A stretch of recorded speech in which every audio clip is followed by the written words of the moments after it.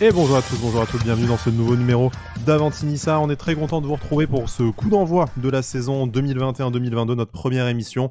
On va commencer évidemment à parler de la future saison qui arrive, faire table rase de celle qui vient de passer, qui nous a beaucoup déçus, beaucoup fait souffrir, mais maintenant voilà, on espère des jours heureux avec Christophe Galtier, le futur entraîneur de l'OGC Nice, dont on va évidemment parler, mais aussi le mercato, les premiers matchs amicaux de l'été, voilà, tout ça, tout ce qui commence à prendre forme autour de l'OGC Nice pour la saison prochaine. Avec moi pour parler de tout ça, c'est évidemment le taulier de l'émission, plus que l'habitué, le patron, c'est Badagous, Cédric. Comment ça va, Cédric ? Mais écoute Sky, ça va, très content qu'on réattaque cette nouvelle saison. On s'était dit qu'on allait attendre l'officialisation de Galtier, mais bon, on s'est dit qu'il fallait quand même refaire une émission peut-être avant le 25, parce qu'autant il va arriver à la veille de la reprise. Ça faisait 2 semaines, mais voilà, on s'est pris des petites vacances.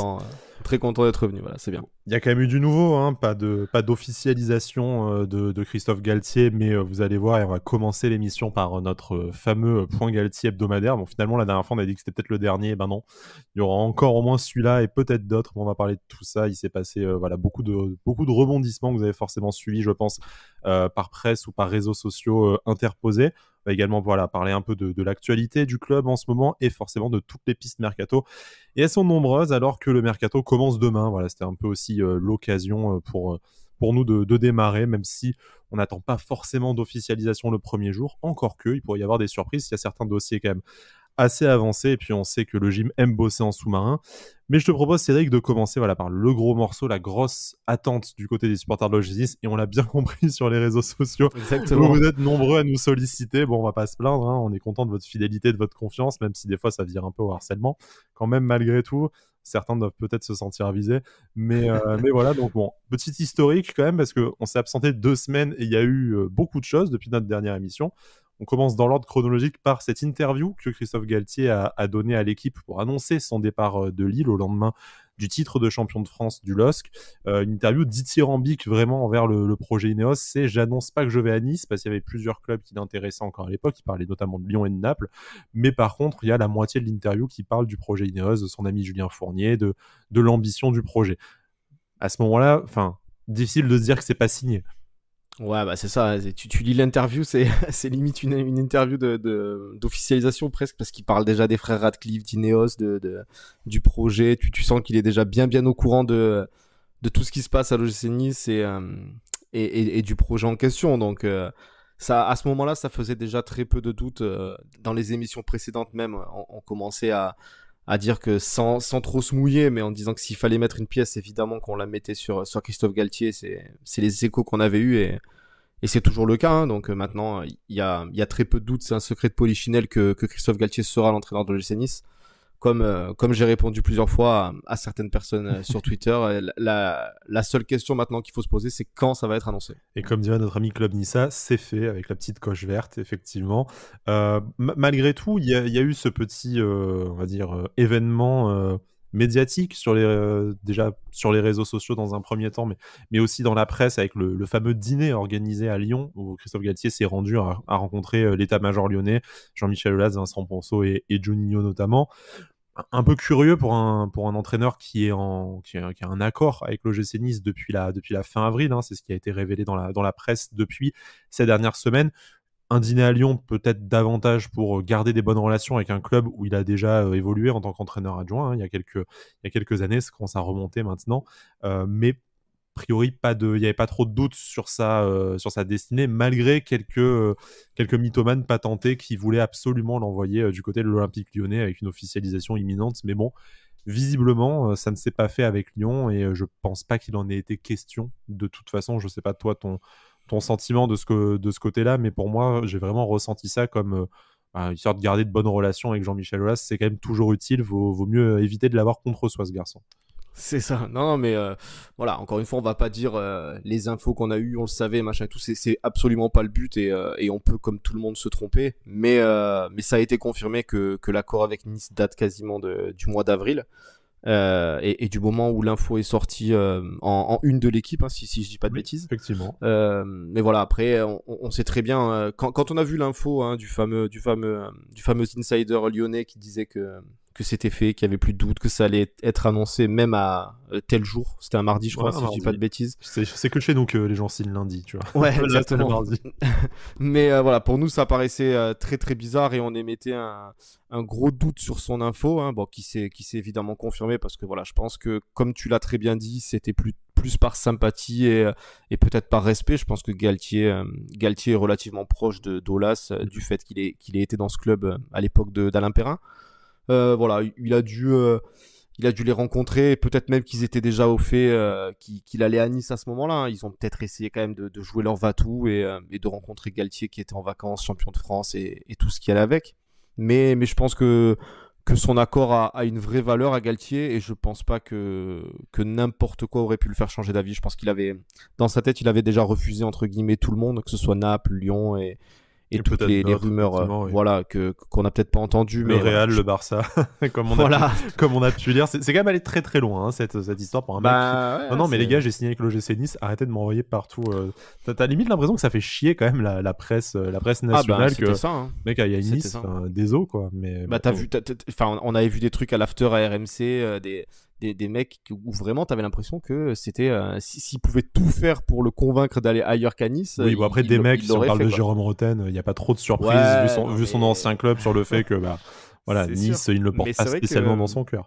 Mais c'est vrai que t'as l'impression que voilà, c'est ça les a fait un peu chier que mec comme Galtier accepte de rejoindre Nice. Donc hâte que vraiment on le voie avec un ensemble de Nice qui est une belle conférence et que ça fasse un peu fermer des bouches à certains, Ouais, et à certaines. les grosses bouches, hein, notamment du coup Jérôme Roten, hein, notre ancien monégasque, et également de l'autre côté, un peu notre ancien canois préféré, Michael Madar, hein, qui ne s'en remet C'est pas, le ça. pauvre. Ouais, Mais bon, lui, il est coutumier du feu avec Nice, hein. ah bah Tu sens que canois un jour, canois toujours, hein, n'est-ce pas? voilà, c'est ça. Tu sens que les matchs qu'il a vécu au Stade du Ré, il s'en rappelle et il les a encore en travers.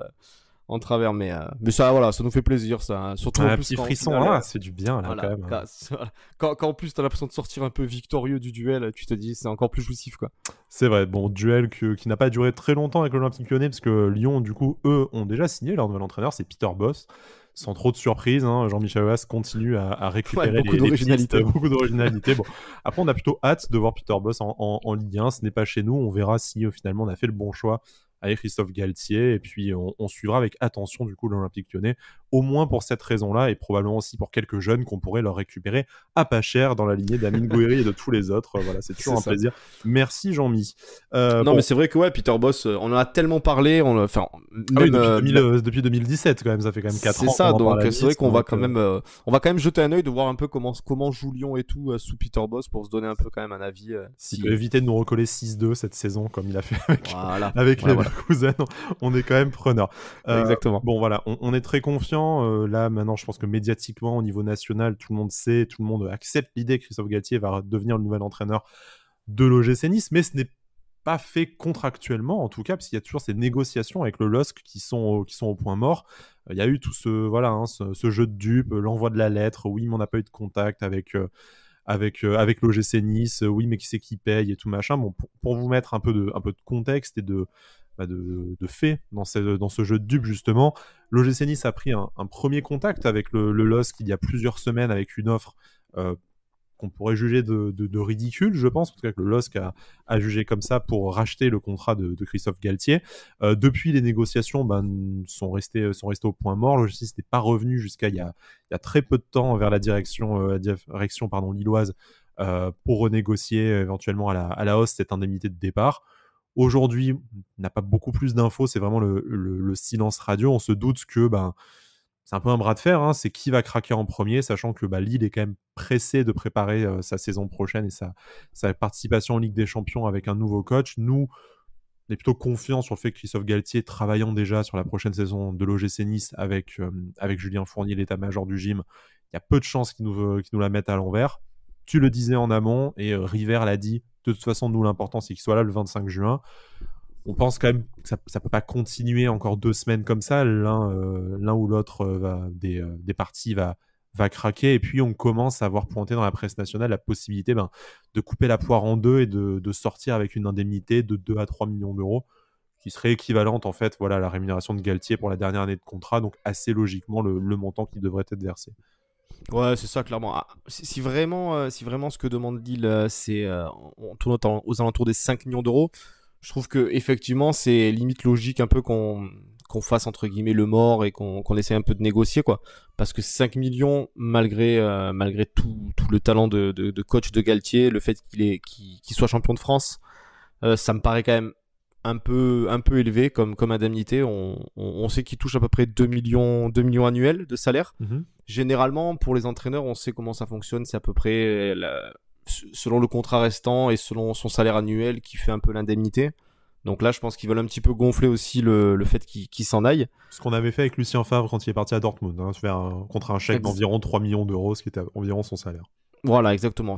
On sait que ça se passe à peu près comme ça pour les coachs lors de leur départ et quand ils sont encore sous contrat. Voilà. Maintenant, ça me paraît logique un peu qu'on fasse traîner. On sait que de toute façon, on est en vacances jusqu'au 25. On sait très bien qu'actuellement, Galtier travaille déjà sûrement avec Fournier et River sur l'effectif qui va entamer la saison prochaine. Maintenant, voilà, je pense que ça se fera, j'espère du moins avant le 25 quand même, hein, qu'on n'ait pas une officialisation le 24 parce qu'il y en a qui n'y survivront pas, je pense. Ouais, le plus tôt possible pour la santé mentale de tout le monde, en Exact. fait, ça serait bien, effectivement. C'est ça. Donc après, si ça se fait aux alentours de 2 millions 5, 3 millions comme en parle la presse, je pense que ça sera une indemnité normale et logique et c'est sûrement ce qui attend les deux côtés, on va dire. Bon, toi, du coup, tu comprends qu'on en soit encore à la négociation. C'est vrai que c'est.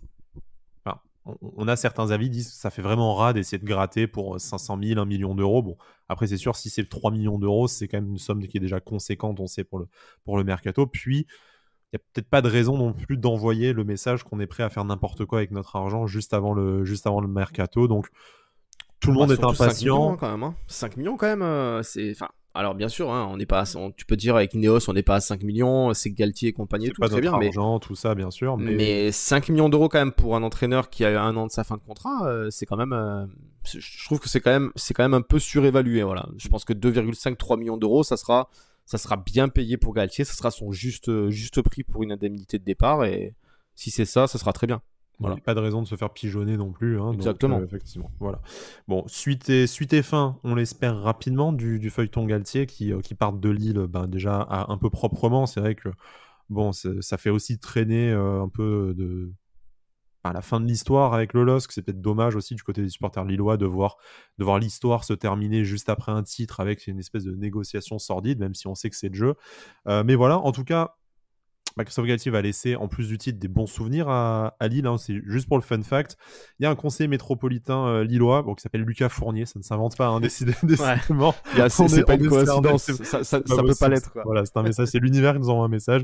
Voilà, qui a récemment proposé à la mairie de Lille de baptiser une rue ou un bâtiment sportif au nom de Christophe Galtier. Qui t'a répondu sur Twitter d'ailleurs. Ouais, qui m'a répondu sur Twitter. Donc assure, pour si jamais ça passe, peut-être qu'il viendra nous faire un coucou dans l'émission pour nous. Exactement. Pour Il nous nous parler de enverra ça, peut-être mais- le panneau ou quoi. Voilà, mais c'est rigolo. Voilà, encore un Fournier, décidément. Voilà. Ils vont trop loin, ces Il est Fourniers. partout. Hein. Il est partout. Non, mais c'est énorme quand même enfin, la coïncidence, elle est incroyable quand même. Voilà.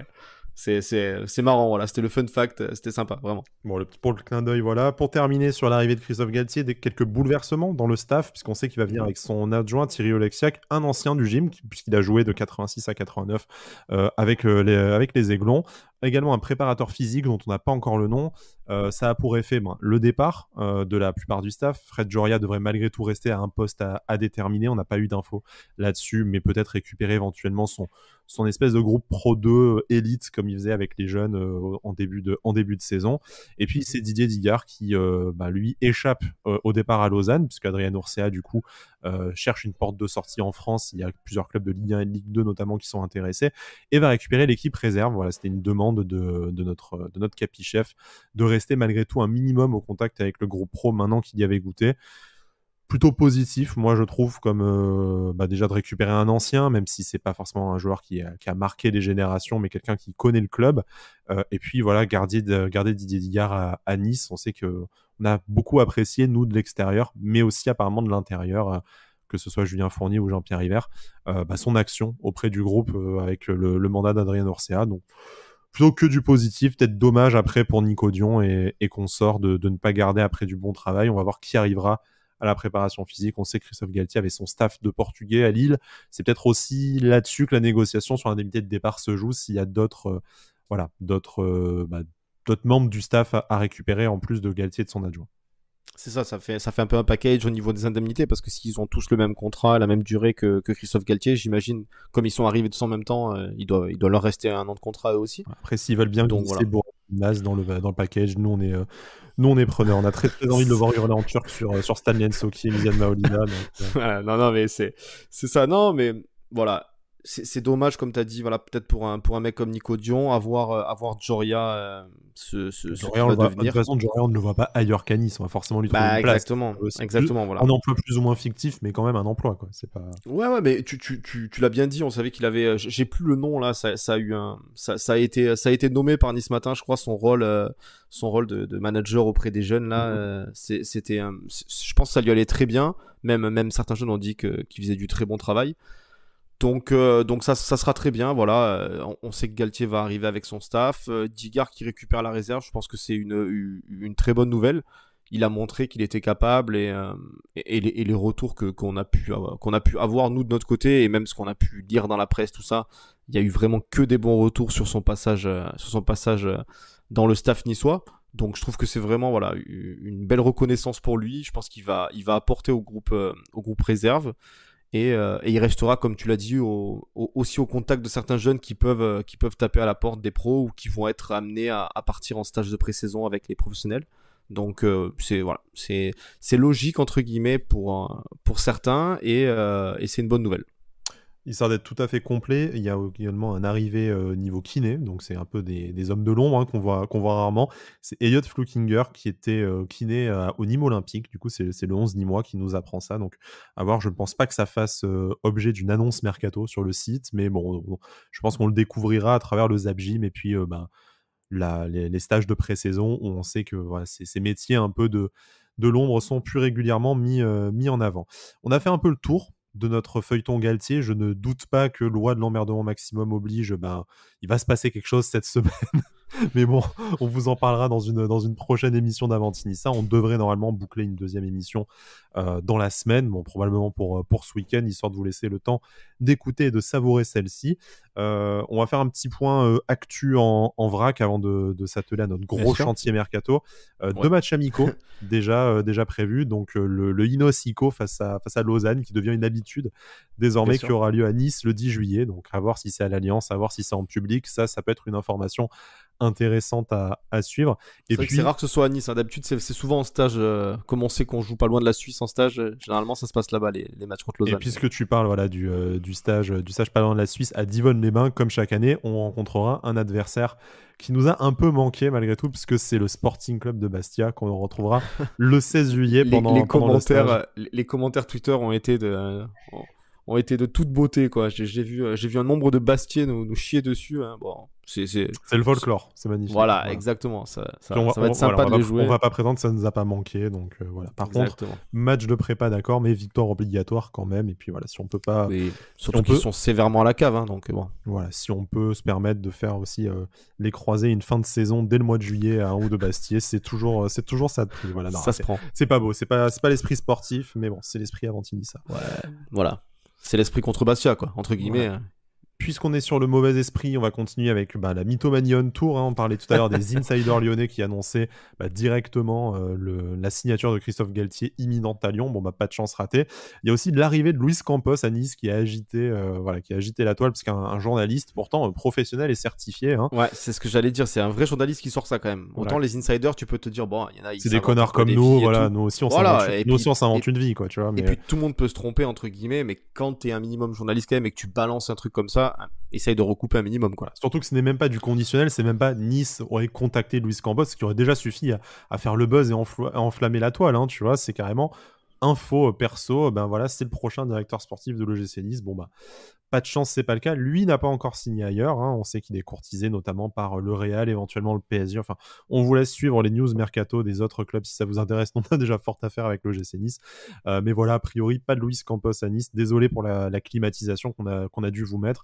Mais voilà, c'est aussi la piqûre de rappel que même des professionnels de l'info peuvent avoir une éthique douteuse. Et si on accepte que tout le monde peut se tromper, là, en l'occurrence, je pense que c'est pas une erreur. C'est quand même un peu de malveillance et de volonté de faire le buzz, et c'est quand même dommage. Ça commence, ça commence quand même très tôt, le mercato n'ayant pas Ouais. commencé. Mais bon, à voir pour la suite. Et on termine, voilà, enfin, ça va faire le lien en fait entre le mercato et les actus en vrac, c'est les fins de contrat et les départs de plusieurs jeunes. On va pas tous les citer et il va y en avoir d'autres au fur et à mesure là dans les prochains jours, les prochaines semaines qui vont annoncer sur les réseaux sociaux qu'ils ne sont pas gardés par l'OGC Nice. C'est vrai que ça a été une saison particulière pour les jeunes aussi, avec pas de championnat amateur, donc forcément moins de possibilités de jouer. Donc voilà, on pense à Salim Ben Seguir, Bilal Nadir, Selouki Alexander, Pershaw, enfin voilà, il y en a plein qui vont quitter l'OGC Nice dans ces prochaines semaines. L'idée, c'est pas franchement de donner un avis non plus sur des joueurs qu'on connaît trop mal, même si certains on a pu les voir apparaître en pro, mais davantage, on sait que ça cristallise les tensions. On annonce une politique orientée vers les jeunes, y compris de notre centre de formation, mais on voit beaucoup de jeunes arriver en post-formation. Ça sera notamment un des objets de discussion de notre page Mercato. Mais tous ces jeunes du cru qui partent, est-ce que pour toi c'est incohérent, ou est-ce que, comme le disait Manu Pires tout à l'heure aussi en interview, et ça pour une fois on a la passe décisive, certains n'ont pas le niveau, et c'est pas parce qu'ils sont du cru que on doit leur laisser un passe-droit, et malheureusement c'est la loi impitoyable du haut niveau. S'il y a des meilleurs joueurs qu'on peut aller piocher ailleurs, le but c'est de prendre les meilleurs joueurs.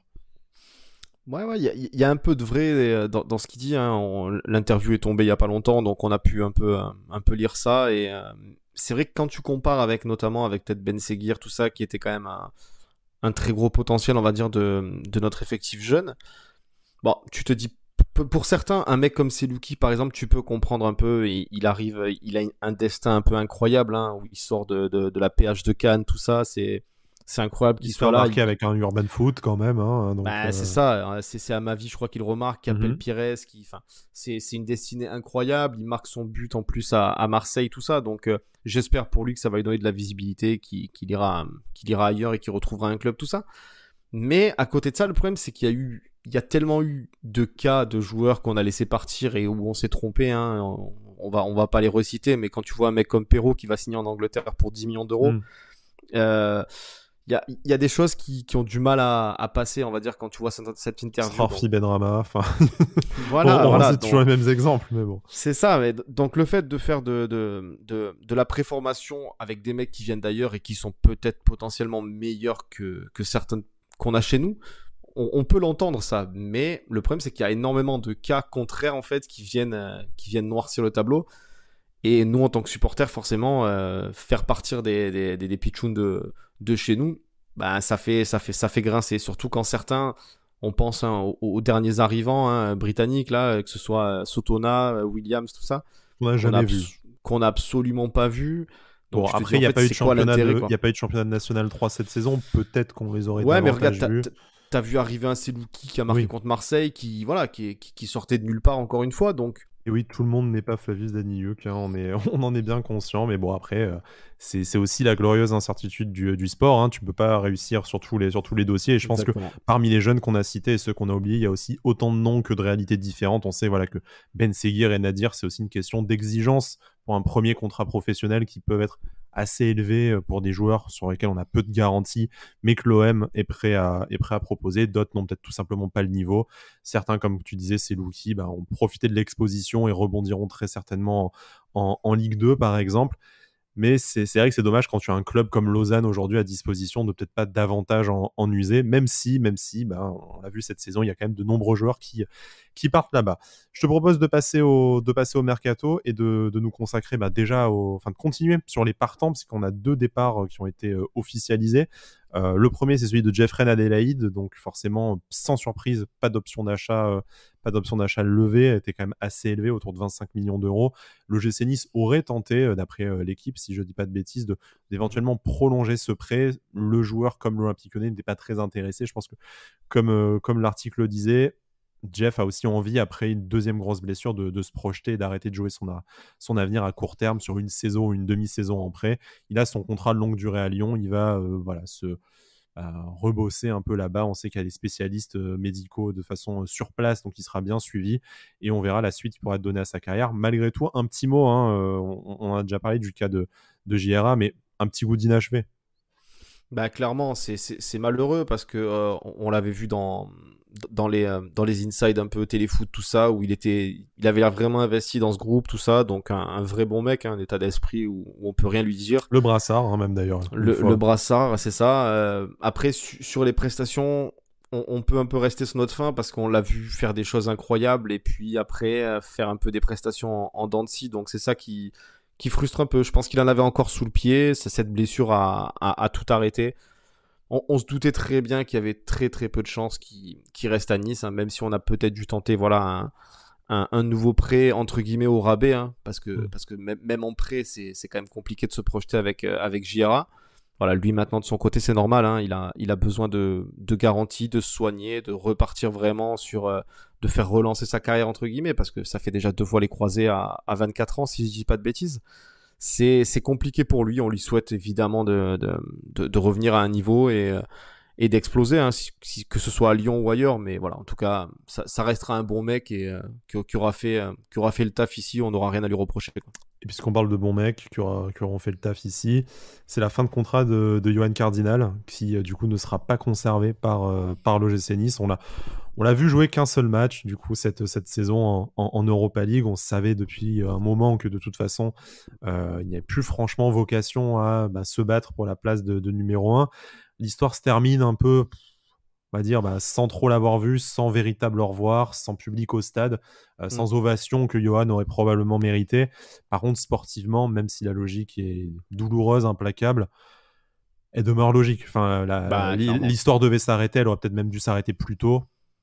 Bah c'est ça, il aurait peut-être mérité. Tu te rappelles quand on en avait parlé, hein, qu'on l'avait un petit peu prolongé en express, tout ça, et avec d'ailleurs un salaire réduit pour lui parce qu'il avait accepté de réduire son salaire pour prolonger. Mais peut-être qu'il serait parti à ce moment-là avec les adieux qu'il méritait, hein, parce que voilà, c'est la fin d'un cycle quand même, hein. Cardinal, ça fait combien d'années qu'il est là, il est devenu niçois d'adoption malgré qu'il soit pas né du bon côté, j'ai envie de dire. Un peu comme Brice, ça en fait deux. Exactement, voilà, c'est ça. Non, mais voilà, ça aurait été beau pour lui. Maintenant, voilà, j'espère qu'il restera peut-être dans la région, hein, même si je lui souhaite de retrouver un club à un niveau qui mérite, et puis à voir. Mais malheureusement, je lui souhaite pas, mais je pense que ça peut être un peu compliqué tant depuis quelques il a saisons, peu joué, donc c'est compliqué pour un club de Ligue saisons, 2 de parier sur lui. C'est ça. Donc, espérons qu'il rebondisse quelque part. On lui souhaite en tout cas, mais voilà, très, très bon mec, hein, voilà, c'est entre guillemets la mascotte un petit peu, mais tous les retours qu'on a pu entendre de la part de tous les joueurs qui sont passés à Nice, c'est que ça a été un super mec, je pense, et c'est un super mec. Bon, on espère pour lui qu'il y aura une suite de carrière professionnelle malgré tout. Bon, on lui souhaite de toute façon ce qui le rend heureux, hein, c'est ça l'essentiel. Mais bon, ça serait bien de le revoir un peu sur les terrains, que ce soit de Ligue 1 ou Ligue 2. Après, on sait qu'on a des anciens gardiens, hein, niçois. Hein, bon, je pense à Mandrea, à Sen, voilà, qui repassent aussi par des chemins de traverse après des blessures ou des périodes sans jouer compliquées. On sait que voilà, Cardi, dans un beau projet, il pourrait peut-être venir comme numéro 2 et après se refaire la place aussi en reprenant le rythme de la compétition. On verra, on suivra ça avec attention. Maintenant qu'on a fait un peu le tour des départs, on va parler un peu des potentielles arrivées. Alors les deux pistes les plus chaudes aujourd'hui, en tout cas les deux sur lesquelles l'OGC Nice s'est confirmé, a fait une offre. C'est évidemment Ersin Destanoğlu, le gardien turc de Beşiktaş, dont on vous a déjà parlé dans pas mal d'émissions de Avanti Nissa. On précise un peu le montant, 7 millions d'euros plus bonus. On serait vraiment plus très très loin d'un accord. On sait que les dirigeants turcs, en tout cas d'après la presse locale, seraient prêts à le lâcher aux environs de 8 millions d'euros. Je pense que là, on en est vraiment à négocier ça c'est un avis perso, hein, les tout derniers détails entre voilà, les bonus, sur quels critères ils vont pouvoir tomber, un éventuel pourcentage à la revente, on parle de 10% notamment, un salaire de 60 000 euros mensuels et un contrat de 5 ans qui attendrait le jeune gardien turc. Voilà, on a tellement de détails. Bon, soit la presse turque s'enflamme, ce qui lui ressemble plutôt quand même, malgré tout. Après, il y a beaucoup de journalistes qui ont quand même si je dis pas de bêtises, il y a même un ou deux journalistes qui ont clairement dit que c'était même fait avec Nice. Donc Voilà, c'est fait avec Nice je pense sûrement qu'on sur le est plus très contrat. loin d'un accord, comme tu as Voilà. dit. Ouais. Julien Fournier, toujours selon la presse turque, devait se déplacer cette semaine à Istanbul, peut-être pour finaliser le contrat. On sait qu'en tout cas, on l'a vu, les photos, il aurait scouté lui-même le joueur plusieurs fois. Donc je pense, ça serait surprenant en tout cas que Destanoglu ne termine pas chez nous, après avoir les conditions finales de ce transfert. Il nous fallait un deuxième gardien, d'autant plus après le départ de Johan Cardinal. Teddy Boulendi, troisième gardien, pourrait lui aller chercher du temps de jeu, notamment en Ligue 2, dans le cadre d'un prêt, ou peut-être à Lausanne aussi, à voir. On va pas faire comme si on le connaissait, mais voilà, c'est bien d'investir sur un gardien qui, on le rappelle, a été champion avec Beşiktaş, donc est sûrement amené à succéder à Walter Benitez rapidement, en tout cas lui apporter une concurrence plus active que ce que faisait Johan Cardinal. Ouais, c'est ça. Voilà. Après, sans me mouiller et sans en dire plus que ce que je n'en sais, hein, attention, hein, je vais pas m'inventer quoi que ce soit, mais je pense les Lyonnais que ne se privent pas de s'inventer insider, tu peux annoncer des trucs. Hein. Ici, le lundi avec Manchef, c'est parti. Voilà, je pense que Destanoglu, à mon avis, ça va être une des potentielles premières recrues une fois qu'on aura annoncé, Galtier. Je pense aussi peut-être à la levée d'option d'achat de Todibo.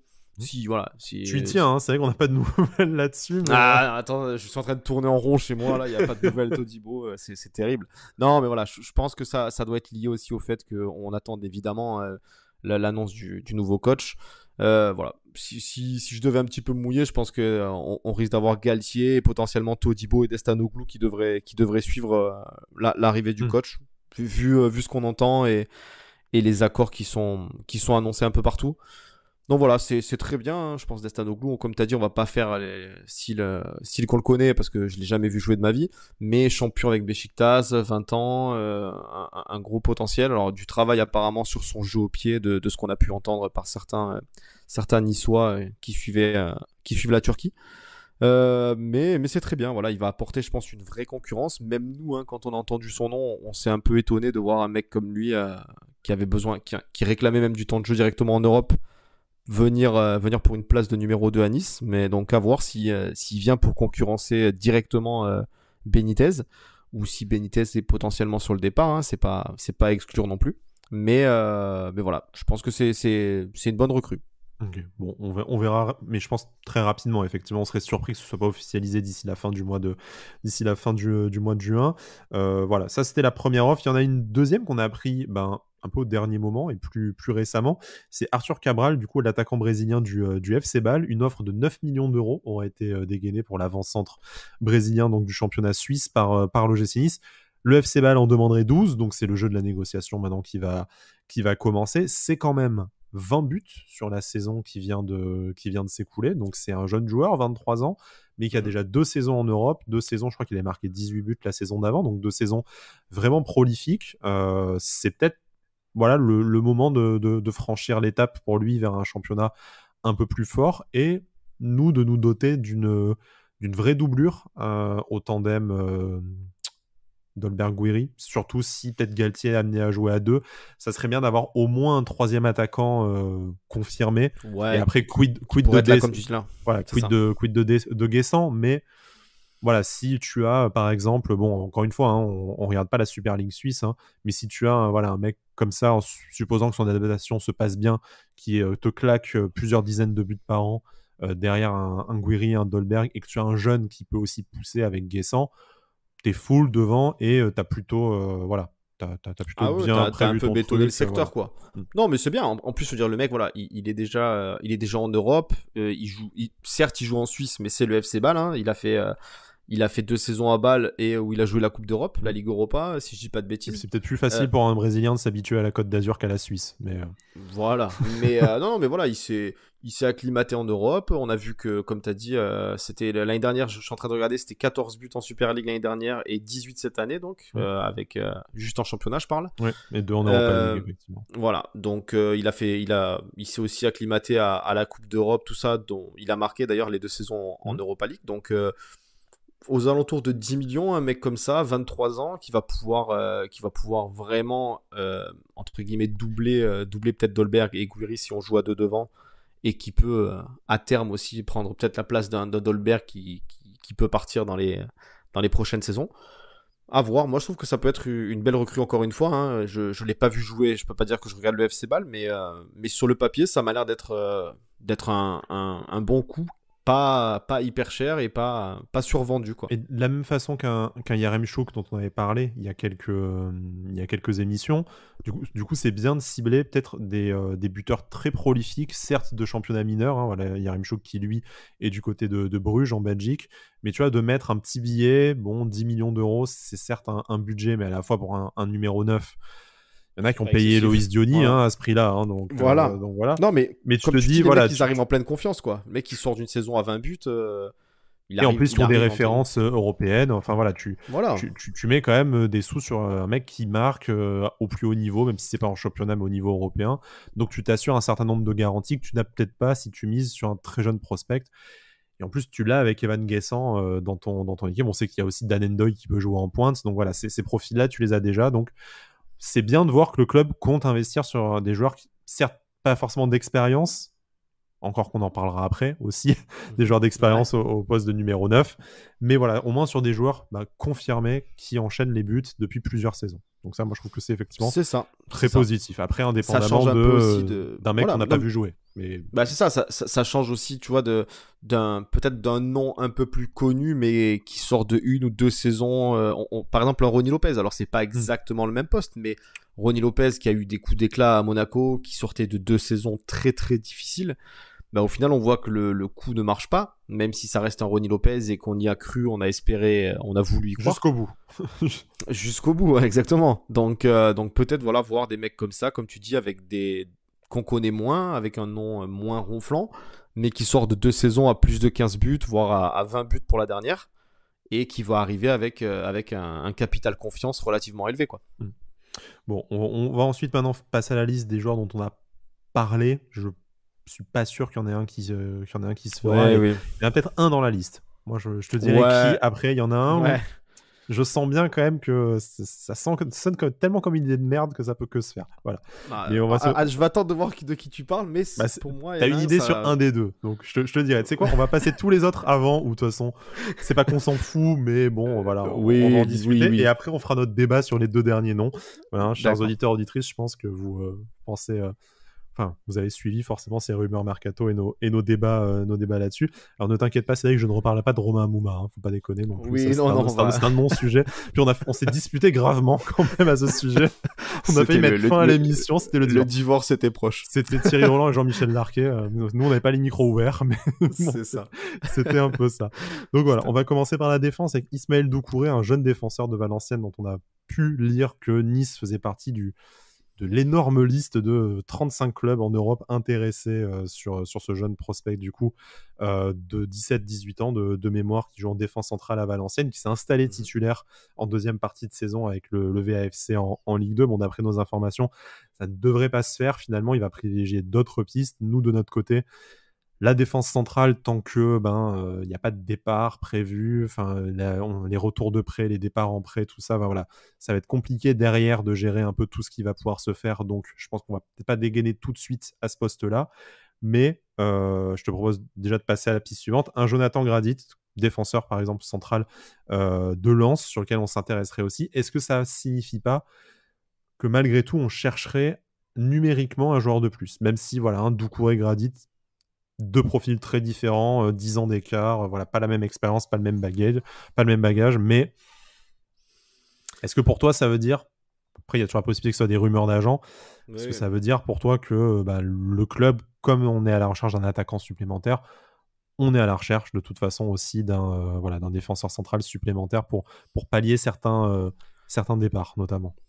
En admettant et en concluant le fait que Todibo devrait rester et que Saliba, comme c'est annoncé un peu par des journalistes anglais, devrait quoi qu'il arrive partir de Nice, même si on sait que Marseille s'est renseigné de ça, parce on peut rapidement évoquer le cas de Saliba, mais Saliba quand même devrait rester à Arsenal, hein. Il y a les supporters le réclament. En tout cas, il est attendu à la reprise, il aura sa chance pendant la pré-saison. Maintenant, si sa pré-saison n'est pas concluante, peut-être que courant du mois d'août jusqu'au fameux 31 août minuit, il devra peut-être trouver une porte de sortie. Mais en tout cas, voilà, il ne sera pas amené à rester à Nice ni dans un autre club qu'Arsenal pour la reprise prévue fin juin, début juillet.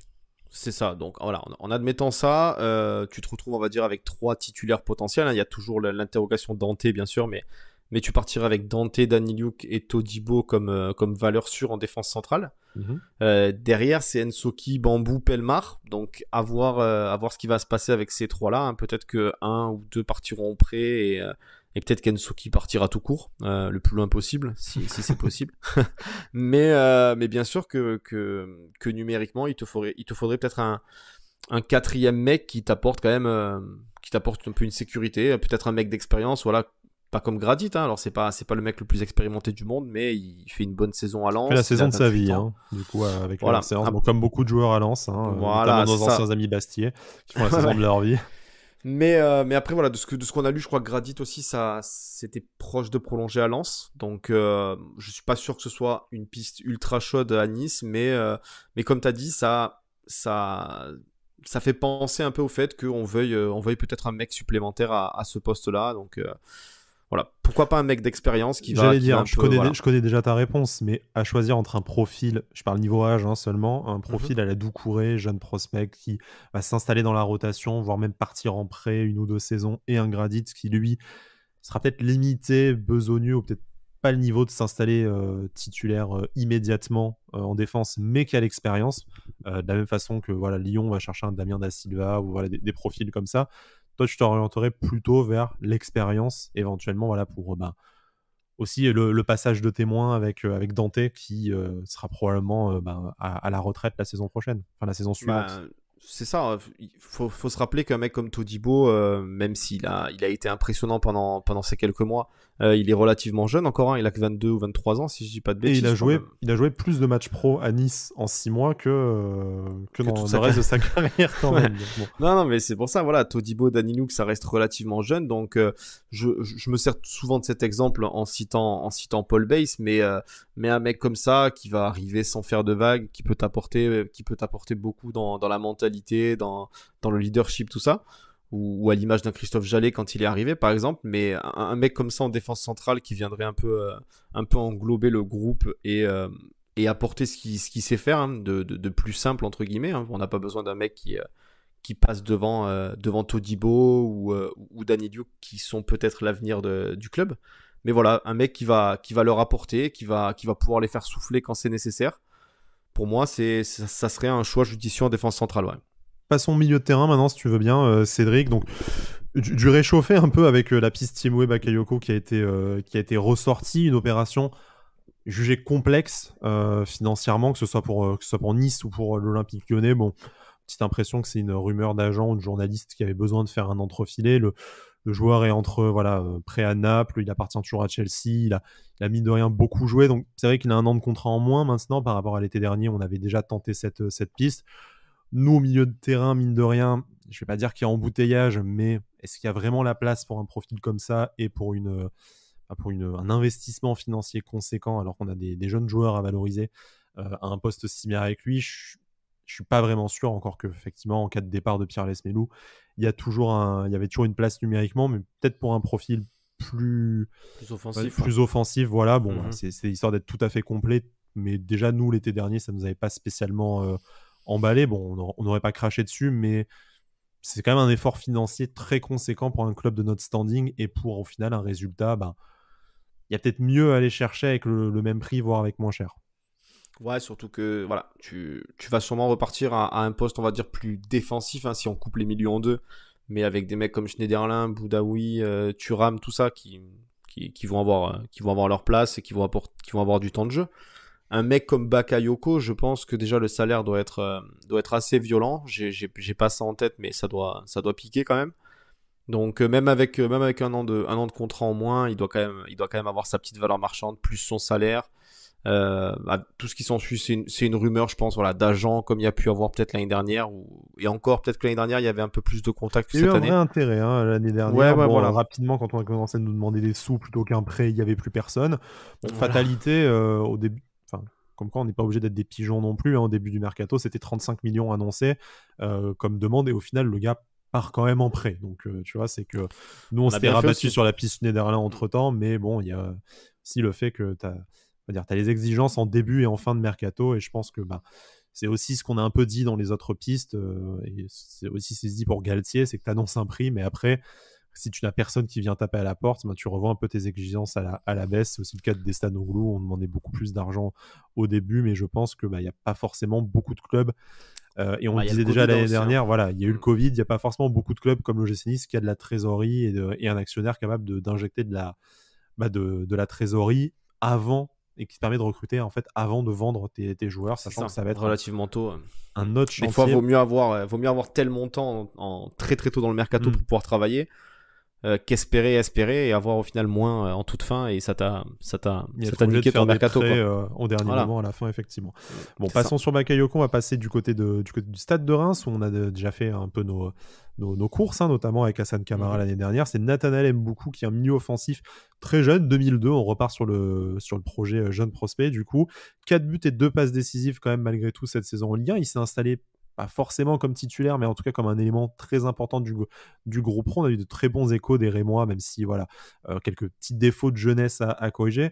Reims est extrêmement gourmand. En même temps, j'ai envie de dire, c'est le profil où tu annonces début de mercato que tu veux 15 millions en espérant qu'un club anglais ou allemand vienne dessus et aligne la maille. Milieu offensif polyvalent, c'est vrai qu'on manque peut-être dans ce registre, notamment avec le départ de Ronny Lopez et des performances décevantes de certains. On pense notamment à Viviane Maolida et également la blessure de Alexis-Claude Maurice qui ne pourra pas commencer la saison sur le terrain avec l'OGC Nice. Il manque peut-être un joueur offensif. On y viendra juste après également. Est-ce que pour toi, c'est un profil jeune prospect ou est-ce qu'on en a assez? Et du coup, il faut partir là encore sur un joueur d'expérience. Encore une fois, je vais déjà dire un peu ce qu'on a déjà cité, c'est-à-dire à voir déjà comment Christophe Galtier va jouer, dans quelle disposition il va jouer, tout ça.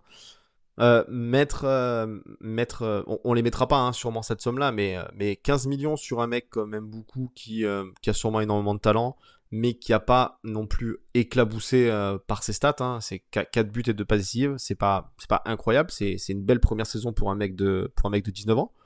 Mais voilà, il a pas non plus éclaboussé la Ligue 1. Quand tu te rappelles qu'un mec comme Gouiri, on l'a payé 6 millions, qui sortait de Lyon. Oui, mais c'est l'anomalie, ça. Ouais, tu sais que c'est pas le prix du marché, c'est un coût exceptionnel. Tu pourras pas recruter à 6 millions des cracks comme Gouiri tout le temps, quoi. Bien sûr, mais 15 millions, voilà, pour moi 15 millions c'est évidemment surévalué, même si je le connais très très peu. Maintenant, à voir, ça peut être un mec intéressant dans le sens où, comme tu l'as dit, on est un peu en manque d'offensif, comme ça, polyvalent, qui puisse jouer un peu dans l'axe, sur les côtés, tout ça, notamment avec les départs qu'il y a. Mais je pense que si ça doit se faire, ça sera sûrement pas tout de suite et sûrement pas à ce prix-là. Ok, bon. Puisqu'on parle d'offensif polyvalent, on y est encore un moment de dispute intense dans la semaine. Voilà, avec Cédric, on vous doutez bien qu'on échange régulièrement au sujet du mercato, et bon, on n'est pas toujours d'accord, contrairement à ce que l'émission peut sembler laisser croire. Des fois, il y a des noms d'oiseaux qui fusent, notamment. On va rappeler cette horrible semaine où vous vouliez me persuader que Romain Mouma c'était une bonne idée. Enfin, un joueur d'expérience, pourquoi pas Nolan Roux aussi au poste de numéro 9, les gars, sans déconner. Il y a Gaëtan Charbonnier. Putain, respectez-vous les gars, quoi, sans déconner. Alors, à ton avis, dans les deux noms qui restent, bon, on parlera des deux, lequel m'énerverait le plus de voir revenir? Parce qu'en fait, je me pose la question, je sais pas ce qui me... Si, je sais ce qui m'énerverait le plus quand même. Oui, je pense aussi. Je pense que c'est Loïc Rémy, qui c'est Loïc Rémy qui m'énerverait le plus. Évidemment. Donc Loïc Rémy qu'on ne présente pas, qui est passé à l'OGC Nice, 2 très très belles saisons, une éclaircie à l'époque, bien sombre de l'OGC Nice, parce qu'on a quand même joué à la fois financièrement et sportivement l'avenir de notre club sur ce mec-là, mais il a rempli le contrat, il est parti, certes pas en de très bons termes avec la cession de Lama, et puis il est parti à l'OM, mais bon, ça date maintenant d'il y a une petite dizaine d'années déjà. Oui, malgré ça tout. remonte. Tu avais des cheveux. Je suis pas sûr quand même. Je suis pas sûr quand même. Moi par contre j'avais 30 cm de cheveux en plus, Justin. On ressortira pas les photos pour le coup. Voilà. Qu'est-ce que je voulais dire? Loïc Rémy, 7 buts en 19 matchs avec Rizespor, humble club de Turquie. Pas une mauvaise saison, surtout que en fait par rapport au nombre de minutes jouées, je crois que c'est un but toutes les 145 minutes, ce qui est loin d'être dégueu à 34 ans notamment. Par contre, c'est la moitié de la saison blessée aussi. Encore, on connaît Loïc Rémy déjà à l'époque, mais ça s'est pas arrangé par la suite. C'est peut-être un joueur avant qu'il aille à Lille qui aurait pu être intéressant pour ajouter de l'expérience sur le front de l'attaque à l'OGC Nice. Là, on a beau vouloir de l'expérience, 34 ans, des blessures, une saison en Turquie. Est-ce que vraiment on en est arrivé là? Est-ce qu'on peut pas prétendre à mieux, même pour... Enfin... Ouais, c'est pas ouf, quoi. C'est quand même pas ouf. Et encore, je vais pas faire mon intégriste de l'institution. On va effacer les souvenirs de la session de Lama et de tout le reste. Allez, admettons, c'était il y a 10 ans. On n'est plus les mêmes personnes. Moi, j'ai les cheveux courts. Toi, t'as pas de cheveux. Voilà, enfin, le club a changé. On n'est plus au stade. Ouais, tu as raison. Mais enfin, merde. Enfin, c'est quoi le message que t'envoies si en fait, ce que tu es capable d'attirer comme joueur, c'est Loïc Rémy. Alors bien sûr que ça va te coûter 500 000 euros peut-être maximum s'il n'arrive pas à résilier son contrat. En salaire, je suis pas sûr qu'il prenne quelque chose. Si tu lui proposes un contrat de 2 ans, il est content, mais putain, Ouais, le mec sera jamais dispo, quoi. tu le sais ouais, en le plus. truc, c'est qu'en plus, voilà. La Côte d'Azur, Loïc Rémy, ça peut faire un peu. Oui, il y avait ça aussi. Il y avait cette histoire d'enfants illégitimes qui s'étaient rajoutées. Donc voilà. Après, je pense que ça doit jouer aussi entre le fait que Christophe Galtier l'a connu à Lille, qu'il a fait. Après, ce qui est voilà, là où tu regardes au niveau statistique, tu vois, comparé par exemple à ce qu'on disait tout à l'heure pour un Mboukou qui est jeune, qui a pas staté énormément, Loïc Rémy, c'est fou, c'est qu'il arrive quand même à faire sa saison où il met ses 5-7 buts chaque saison, quoi, en jouant pas énormément et en étant relativement blessé. Donc à voir, bien sûr que c'est pas une rumeur qui m'enchante de fou et tout ce qu'on veut, hein, mais à choisir, il reste un nom dans notre liste, on en parlera après, mais je préférais le prochain nom, même si lui aussi il a un facteur blessure élevé. Mais Loïc Rémy, ouais, voilà. Après, s'il arrive, bien sûr, derrière, tu prends un mec comme Cabral et t'as besoin d'un mec en bout du banc qui va jouer. Qui va t'apporter, et encore, est-ce qu'il va t'apporter quoi? Tu fais pas confiance à Guessant à ce moment-là? Ouais, c'est ce que. Ou même à Ndoye. Enfin, tu vois, si c'est pour avoir un 4e attaquant, est-ce que tu fais venir un mec qui, même s'il divise son salaire par 2, il prendra toujours 3 fois plus qu'un jeune? Et, ouais, je suis d'accord. Je suis d'accord que c'est vraiment pas un choix. Même en essayant de me retourner le cerveau et de me convaincre, j'arrive pas à me dire que oui, ça va être un choix super intéressant de faire revenir Loïc Rémy qui va avoir 35 ans, qui doit être quand même relativement rincé et après une saison en Turquie en plus. Voilà, donc c'est ça. Mais après on va pas se moquer des saisons en Turquie parce qu'on a vu l'exemple Burak Yılmaz, hein, mais n'est pas Burak Yılmaz qui veut, je pense. Ouais, puis il avait pas fait la même saison en Turquie, accessoirement. Voilà, c'est ça.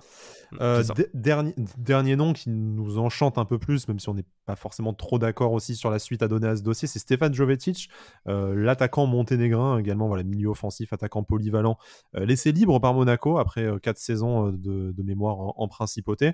C'est quand même 7 buts en 33 matchs cette saison, c'est probablement sa saison la plus accomplie à l'AS Monaco, parce que déjà c'est la saison où il a été le moins blessé. Je crois qu'il n'a manqué que 4 matchs pour raison de blessures cette saison.